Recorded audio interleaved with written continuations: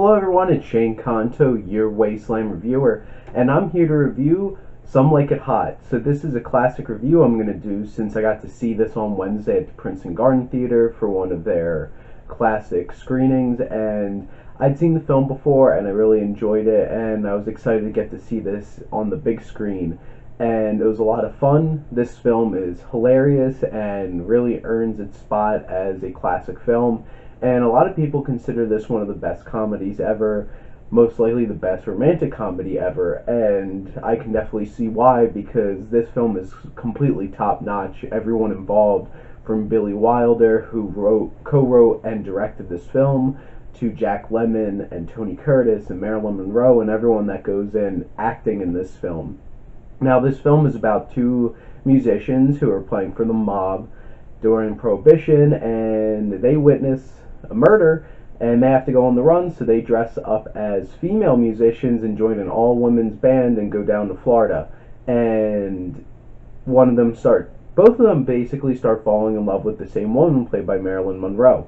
And this film does what a lot of comedies fail to do, which is take serious things and incorporate them into film to give it balanced drama and actually make the dramatic parts work, because you are legitimately afraid for them and worried about their well-being with the mob after them and them witnessing these murders, and there's actual heft and there's actual stakes in this film, and something serious could actually happen to these characters, but along the way it's absolutely hilarious, and it does such a great job of balancing that. And Billy Wilder is the one who takes all of this, who co-wrote it with IAL Diamonds, and this is a very sharp, very hilarious, very well-balanced script, and it tells a very interesting story, and how everything balances out, and how we see our characters grow from the start to the finish, and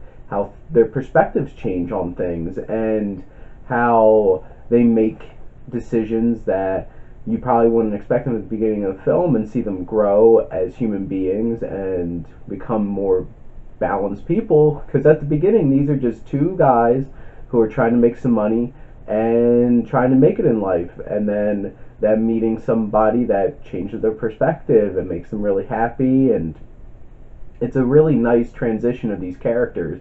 And Billy Wilder does such a fantastic job of balancing serious moments and like really sincere emotional moments too, in terms of the love stories that are going on in this film, and then all of the hilarious lines, the jokes, the dialogue. The dialogue is so great in this film because this film's dirty, and all the allusions to things throughout the film, just these sharp quips back and forth between characters, it's so great, and it's really unexpected from a film from the late 50s, and this film really owns it, and it's like, obviously, and it's actually really funny in the way that the dialogue is played, and play on words and stuff like that makes it a lot more humorous than it probably would be if it's just straight up just being vulgar, which honestly, if a film like this was made today, it probably would be just straight vulgar, R-rated, raunchy comedy.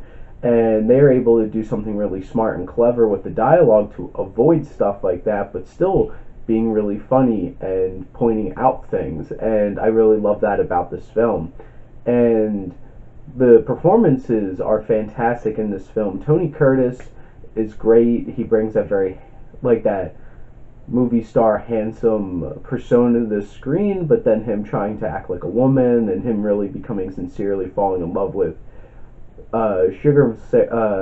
Marilyn Monroe's character. And then Jack Lemmon is great as always. I'm a huge fan of Jack Lemmon, and he's hilarious. He brings a lot of energy, and he really sells everything. Both of them really, really sell everything in this film. Marilyn Monroe is really sweet and endearing and very charming and brings a lot of charisma to the screen. She has great chemistry with both Tony Curtis and Jack Lemmon.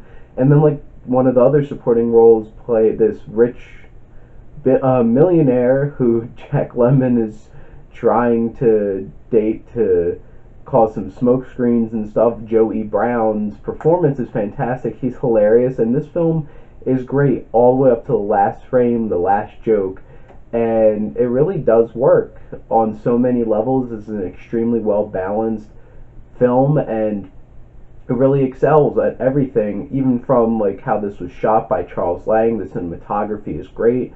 It's so well shot, great use of visual storytelling throughout, and this is a classic. This is a great film, and this is why it's still being shown and popping up in theaters, and why people still watch it. And I'm gonna give Some Like It Hot an A plus.